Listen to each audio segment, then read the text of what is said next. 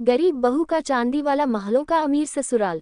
ये कहानी है एक गरीब लड़की मीरा की, जिसके सपनों ने उसे अमीरी और गरीबी की परिभाषा बदलने पर मजबूर कर दिया।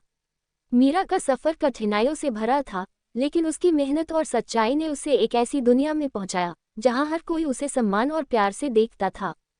मीरा का बचपन। मीरा एक छोटे से गांव में रहती थी। उसका परिवार बेहद गरीब था। पिता मजदूरी करते थे और माँ घरों में काम। मीरा 4 बहनों में सबसे बड़ी थी, इसलिए घर की जिम्मेदारी उसके कंधों पर थी। गरीबी के बावजूद मीरा का दिल बड़ा था। वह हमेशा अपने परिवार के लिए सपने देखती थी कि एक दिन उसका परिवार इस तंगी से निकलकर खुशी से भरा जीवन जिएगा। शादी का प्रस्ताव। मीरा 19 साल की हुई तो एक अमीर परिवार से उसका रिश्ता आया। गांव के सभी लोग चौंक गए। लड़की गरीब थी और लड़के का परिवार शहर का सबसे अमीर परिवार। लड़के का नाम आदित्य था, जो पढ़ाई में तेज और बेहद सुलझा हुआ था।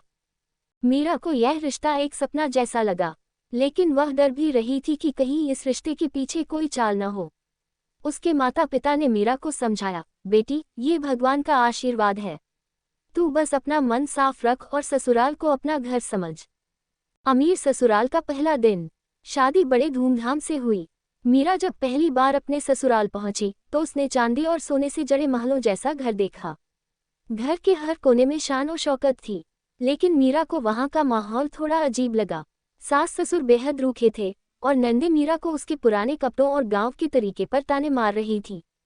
आदित्य ने मीरा का साथ दिया और कहा, तुम्हें किसी की बातों से डरने की जरूरत नहीं। तुम मेरे जीवन की सबसे अनमोल इंसान हो। आदित्य का ये विश्वास मीरा के लिए संबल बन गया।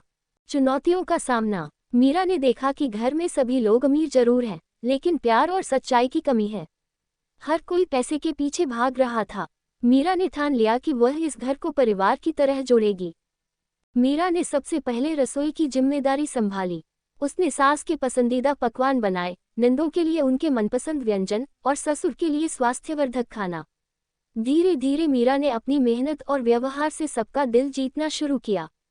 एक बड़ा संकट। एक दिन आदित्य के पिता को व्यापार में बड़ा घाटा हुआ। घर की आर्थिक स्थिति कमजोर होने लगी। परिवार के सभी सदस्य परेशान थे। सास ने मीरा को ताने मारे, तुम इस घर में कदम रखते ही बदकिस्मती लाई हो। लेकिन मीरा चुप नहीं रही। उसने आदित्य और उसके पिता से कहा, हम सब मिलकर इस मुश्किल से निकल सकते हैं।